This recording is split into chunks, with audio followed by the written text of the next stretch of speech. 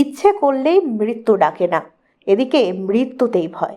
বিপদে জর্জরিত বৃদ্ধা। ছেলে আমার মস্ত বড় মস্ত অফিসার। বৃদ্ধাশ্রম নিয়ে নচিকেতার কণ্ঠে সেই গানটা, যেখানে অসহায় বাবা মার করুণ চিত্র যেন গানের প্রকৃতির শব্দে ফুটিয়ে তুলেছিল গায়ক। সেই গানের কথাই এবার যেন হুবহু পেল বাস্তব রূপ।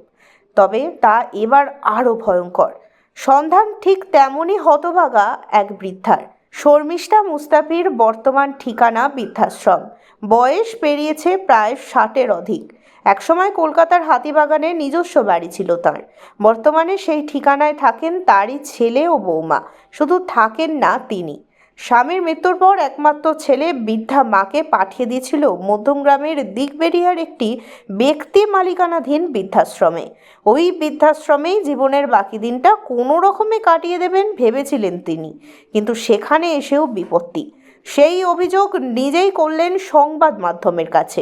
এককালীন কয়েক লক্ষ টাকা নেওয়ার পরেও বয়সকালে শর্মিষ্ঠা দেবীকে দিয়ে বৃদ্ধাশ্রমের সমস্ত কাজ করানো থেকে নিজের বাড়ির কাজ পর্যন্ত করানোর অভিযোগ উঠছে মধ্যমগ্রামের বৃদ্ধাশ্রমটির বিরুদ্ধে। বৃদ্ধাশ্রমের মালকিন নিপা রায় সরকারের বিরুদ্ধে অভিযোগ করেছেন বৃদ্ধা। শুধু তাই নয়, পরিচারিকার কাজ করতে অস্বীকার করায় মারধর সহ প্রাণে মারার হুমকির মুখেও পড়তে হয়েছে তাকে। প্রতিদিন বিষ জাতীয় ট্যাবলেট খাইয়ে প্রাণে মারার চেষ্টা অভিযোগ রয়েছে বৃদ্ধাশ্রমের মালকিনের বিরুদ্ধে। শেষে বিপদ বুঝে দিন 3 আগে বৃদ্ধাশ্রম থেকে পালিয়ে এসে মধ্যমগ্রাম থানার পুলিশের কাছে বৃদ্ধাশ্রমের মালকিন নিপা রায় সরকারের বিরুদ্ধে অভিযোগ দায়ের করেন শর্মিষ্ঠা দেবী।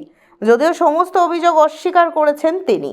অভিযোগ, নিপা রায় সরকারকে ডেকে পুলিশ জিজ্ঞাসাবাদ করলেও পরবর্তীতে ছেড়ে দেওয়া হয়েছে তাকে।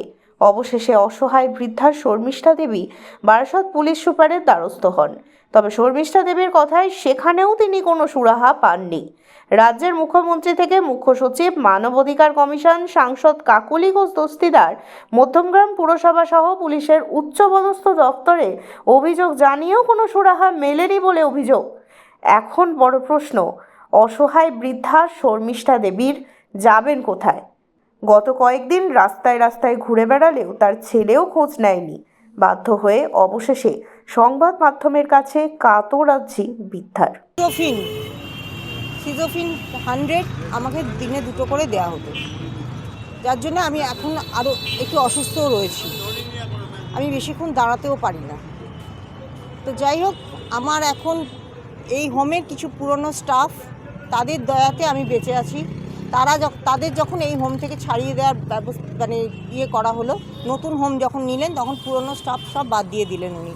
তখন আমি দেখলাম যে না, আমার বিপদ তাই বেড়ে গেছে। কারণ আমার যারা বাঁচানোর সঙ্গী, তারা যদি চলে যায় তাহলে তো আমাকে মারার ওনার পক্ষে খুব সুবিধা হয়ে যাবে।